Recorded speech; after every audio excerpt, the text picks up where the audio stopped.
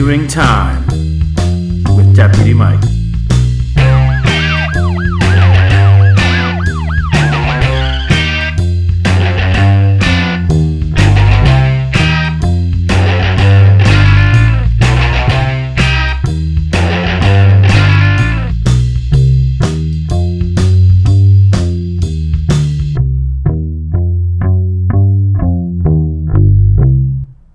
Hi, welcome back to Doing Time with Deputy Mike. I'm your host, Mike, and today I'll be talking with some of our senior ambassadors about SAD. So without further ado, Hi, I'm Abigail Balzer from Pre-Nursing Pharmacy Tech. I'm from LeBray High School.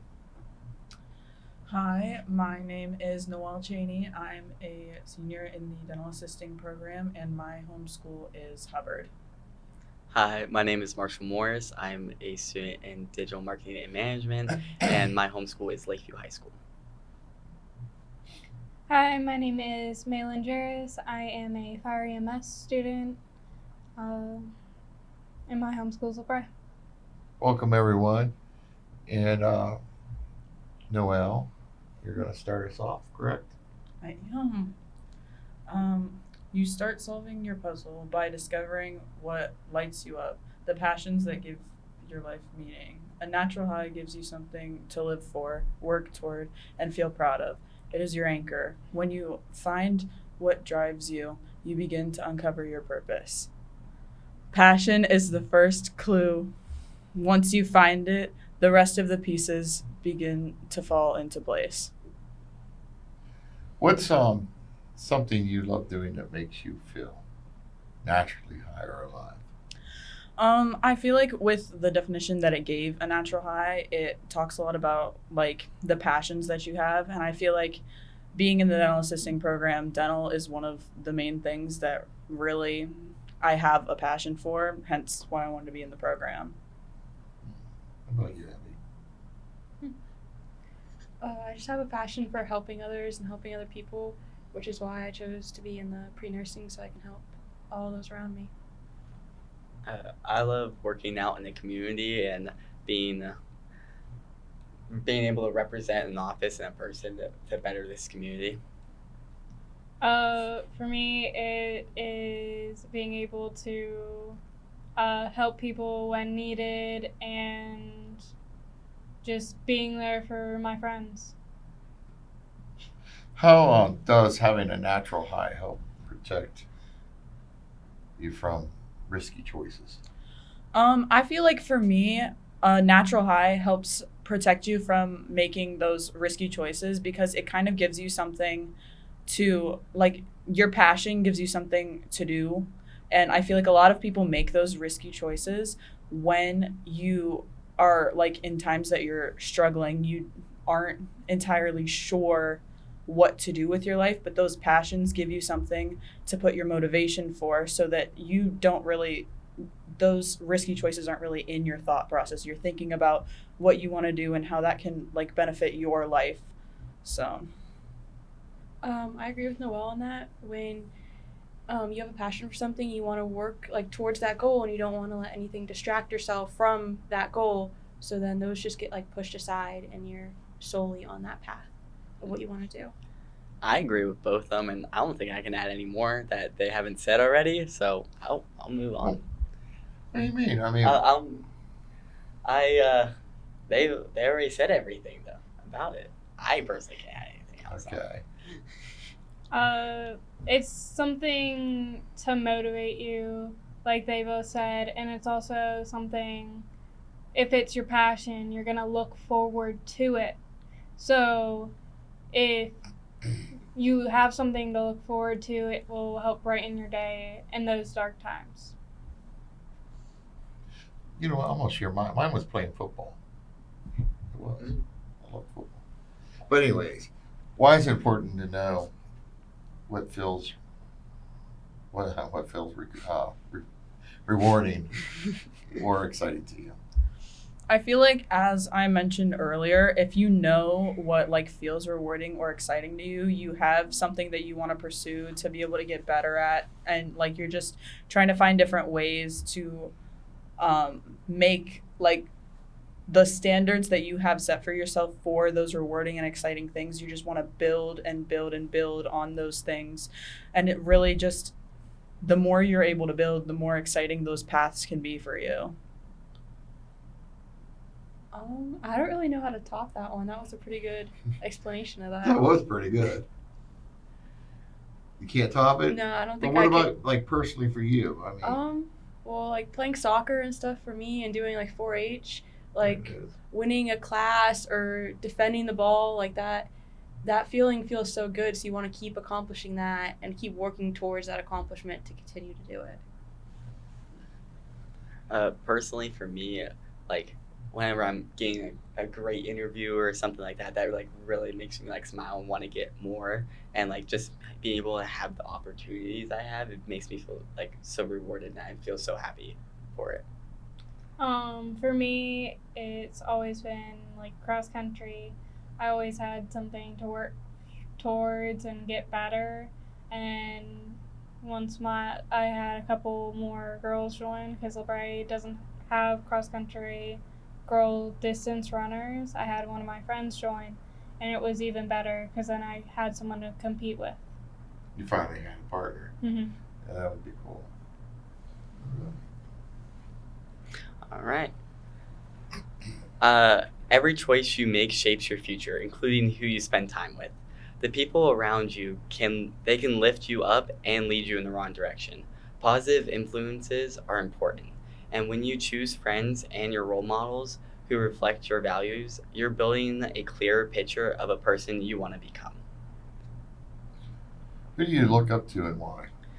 I will probably look up to my mother because everything was stacked against her whenever we were children and her raising 3 kids, but she was able to work against the odds and be able to finance our lives and work at a full-time job and with 3 kids in the, like younger grades.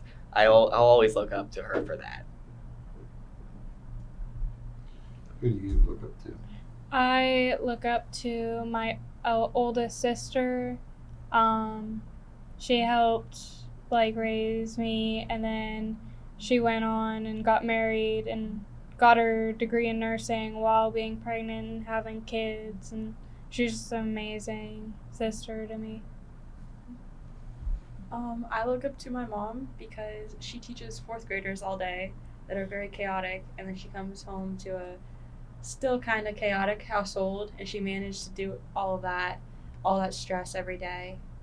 And I just look up to her because I hope I can be able to do that without cracking. For me, I would say one of the people that I look up to the most is my grandpa. My grandpa is one of the kindest people that I've ever met, and he does so much stuff for my family. He always makes sure to come to all of our like sporting events. He's always there for us. They come over, him and my grandma come over every single Sunday. They're our biggest supporters, and I just don't know what I would do without them. So I've always looked up to him. All right. I don't know who Paul is, but he admitted he used to get high just to fit in. Have any of you felt like doing that, like just doing drugs to fit in? There's definitely times where people have offered, but I've always said no, because fitting in, you can still fit in no matter what without being forced to do something that you don't want to do. You'll always have the free choice to say no. So I always say no, because why try and fit in when I can just be myself? And if they don't want like that, why be with them?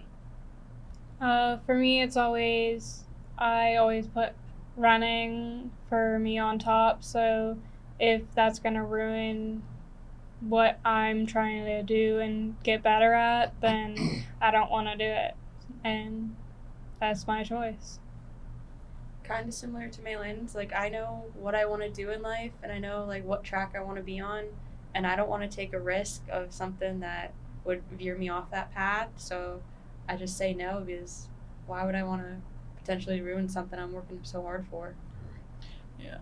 And adding on to everything that they've said, I feel like if those people are offering you those things, those aren't the people that you want to be around. if they're not accepting you the way that you are, they're not good people to be around. You'll find your people, and using should not be what gets you to find those people. You should find similar passions and stuff instead. I think that's what breaks up a lot of. I mean, like you find groups. Growing up and stuff. I mean, and I never liked peer pressure. I couldn't stand if somebody tried pressuring me into doing something I didn't want. And a lot of my friends were, I can say all my friends were the same way. And we kind of did our own thing, and we would actually fit into like everybody's group, but it's like, don't try pushing us into something we didn't want to do. We just wouldn't do it. How can you be positive? How can you be a positive role model? I can be a positive role model by showing that I don't follow the trend, because a lot of kids, they just follow the trends and like, oh, they see two people doing this, so they're going to do it as well. So I try not, like, if I don't want to do that or I don't want to be seen like certain things, I don't follow the trend, and I may be alone on my own path, but at least I know I'm true to myself, and I can say at the end of the day that I didn't do that and I wasn't forced to do that because of trends.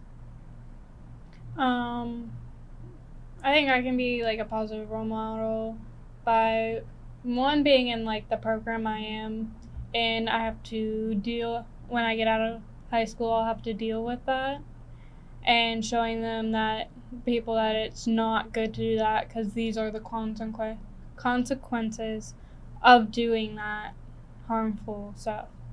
Well, so you're going to be fire, or you want to be EMT? You want to do both? I think I am leaning a little more towards the EMT side. EMT.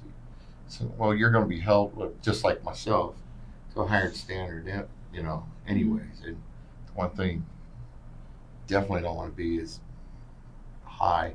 But, in our professions, a lot of the things that struggle with a lot of people, because you're going to see a lot of ugly, bad things. That's alcoholism. It plays a huge part, unfortunately, because something bad happens and you can't get that out of your mind, and a lot of people want to go drown it away, which isn't, the way to do it. And earlier, like when I started this, you had no one to really talk to about your feelings or if something was bothering you, and that was also a sign of weakness. And your profession, adults changed, because it used to be you didn't find women in law enforcement or fire, and it's changing quite a bit. But how about you, ladies? I would want to be a positive role model, just to show that there's other paths you can take. Like, sure, like everyone can take this one path, but why not branch off and start like a new one and show you can do things different ways and still accomplish the same goals. Like Abby said, I feel like if I want, actually a way that I would say that I am a positive role model is getting those friends that are making some of those bad decisions, and like sitting with them and be like, hey, you guys, I know that this is what you want to do in life, and the things that you're doing aren't quite lining up with that. I feel like this could be a better way that we could do this. Obviously, I can't make you do anything. That's not gonna be something that can happen, but this is how I've been living and everything, and I feel like I've been able to live pretty well, and I have all these passions, and I have all of these things that I want to do in life, and I feel like the decisions that you're making are kind of stopping you from being able to have that happiness and have those passions, and just kind of trying to direct people back to a good path.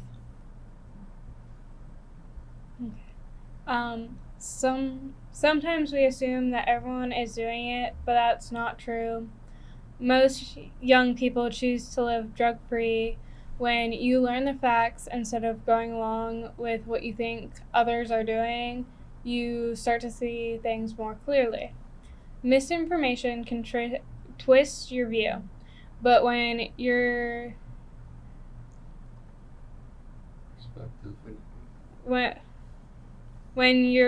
shift your perspective, the real picture becomes clear. Understanding the truth helps make you smarter. What myth have you heard about drugs or alcohol?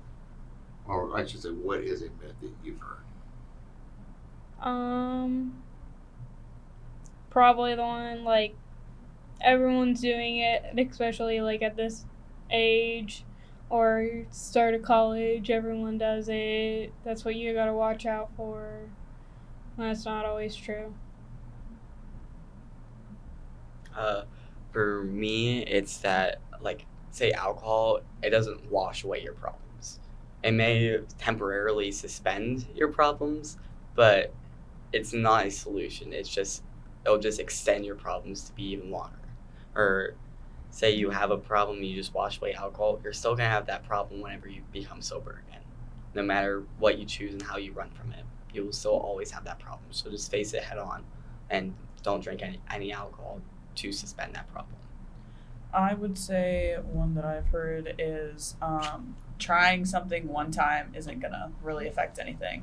A lot of people can become like addictions start at like the first time that you like try things. So if you just say no to you just need to say no to begin with, because if you even try something once, that could lead you down that not so fantastic path. Leaning more towards like how we started the talk, the one myth I heard is that like, oh, you're going to a high school college party, oh, so there's definitely alcohol and drugs and people doing bad decisions. That's not true. Like, sure, some people do that, but not everyone is stuck in that path. You know, Noel said a good point. It's like, especially the one, I'll just try this once. You know, from law enforcement, we sit here and, you know, half these drugs anymore are some type of weird synthetic thing that someone's cooking in their kitchen. I mean, it's crazy, but it's dangerous. Like when they came out with ice. That was one of the first big ones. And, you know, you tried this drug once and you were done. You were hooked. And you weren't going to get off of it. And now the fentanyl and stuff. You may try this once. That may be the last thing you ever tried because it'll kill you. It's ugly. I mean, sad, but it's ugly. Why is it important to know the truth?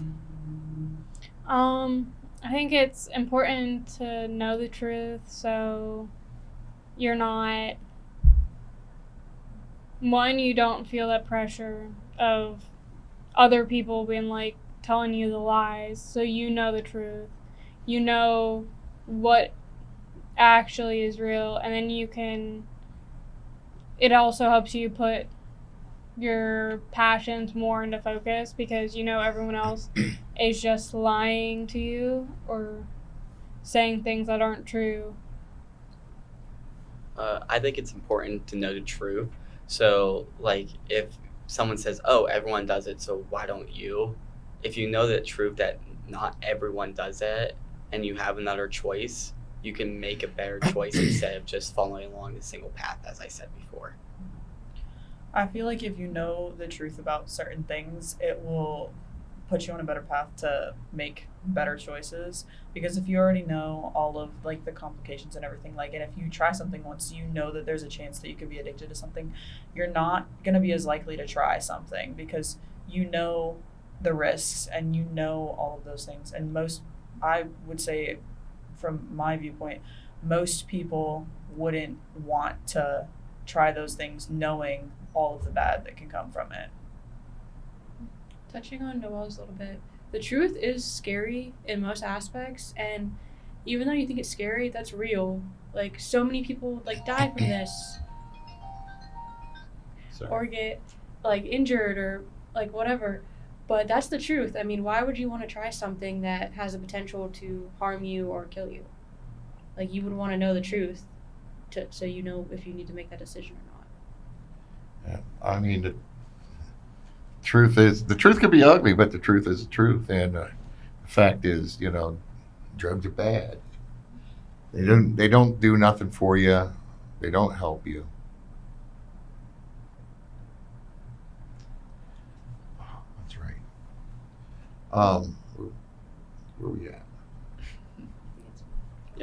Okay. It is easier to make good choices when you have a plan. Knowing how you will respond in tough situations helps you stay calm and confident.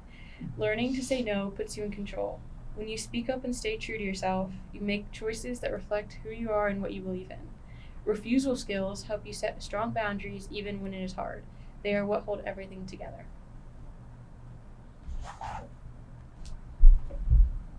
Why is it hard to say no sometimes? It could be hard to say no because like if you have a fear of like conflict or disappointing others, then you don't want to say no because that could make them sad or make them not like you as much if you say no to something. But I mean, if you're not comfortable with doing it, say no. Don't put yourself in a situation you're not 100% comfortable in just because someone wants you to do it.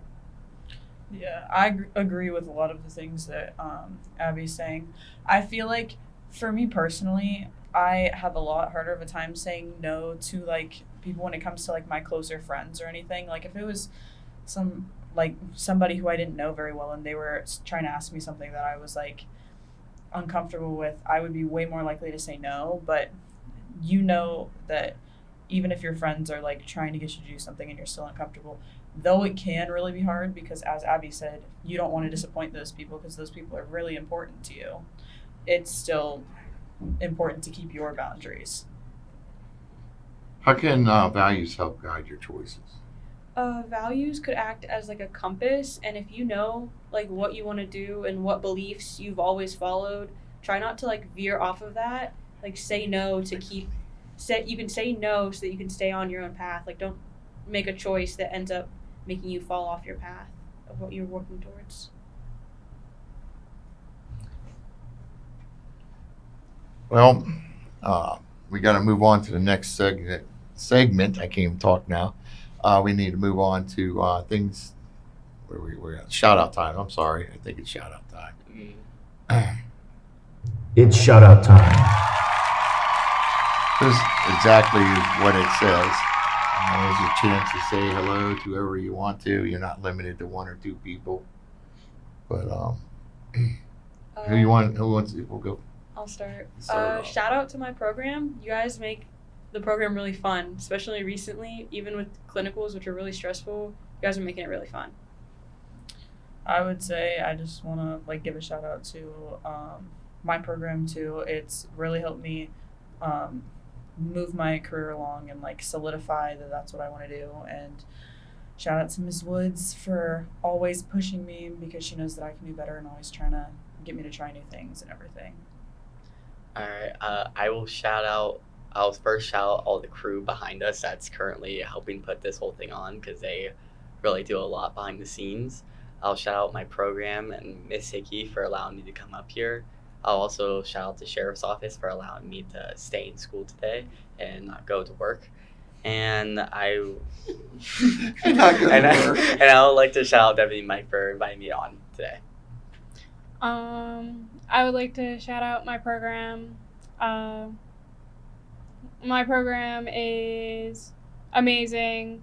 Yeah, we fight sometimes, but they really help me with everything and push me to be a better firefighter and hopefully EMT. And I also want to shout out all my friends who talk me through all my hard times and everything, push me to be better. Well, I'd like to shout out to all of you and everybody out there. Thank you very much for joining us and doing this today with us. And thank you for everyone that's helping in the back, like you said. I mean, without them, this show doesn't even get produced. And thank you for all the listeners. I can't express my gratitude enough for people tuning in and listening. So let's move on to things to know before you go. Things to know before you go. Well, anybody know anything special? I have no idea where we're even at this calendar. Anything going on special in your neighborhoods? I mean, we have trick or treat coming up, but no, this will actually be out before trick or treating. There's the NTHS cookie sale. Okay, there it is. Cookie sales. Well, right now, who's on? You guys are selling chocolate bars too, right? Yeah, Yeah, Skills is selling Daffin's bars, and NTHS is selling cookies. And BPA always sells bundt cakes, and they also sell pepperoni rolls. It just depends on the season. Just talk to your BPA, a BPA member. I know the warm clothing drive's going on, so Yeah. All right, don't that's forget good. to donate to that. That's a good one. And has the nail-a-thon gone on yet? It's coming up. We just did a segment on it. We'll still wait for it to be posted, but no, that's coming up here in like a week or so, I believe. Yeah, something like that. Yeah. All right. Well, Trick or treats this Trick- weekend, so be safe Yeah. out there. yeah. Mm-hmm. And Me and my dog are passing out candy. you and your dog were at My house. your house. I'll leave that. I didn't know. I mean, you could be doing a trunk or treat or something somewhere, you know. No, well, the rest of my family's at my little brother's football game. I'm dressing tater tot up, and we're sitting at the end of my driveway passing out candy. There you go. My work's doing something Saturday, so I'll probably be dressed up then. Right. Well, thank you everyone for joining. I'm sorry I got to cut it off, but I have to actually go. So until next time, thank you for tuning in.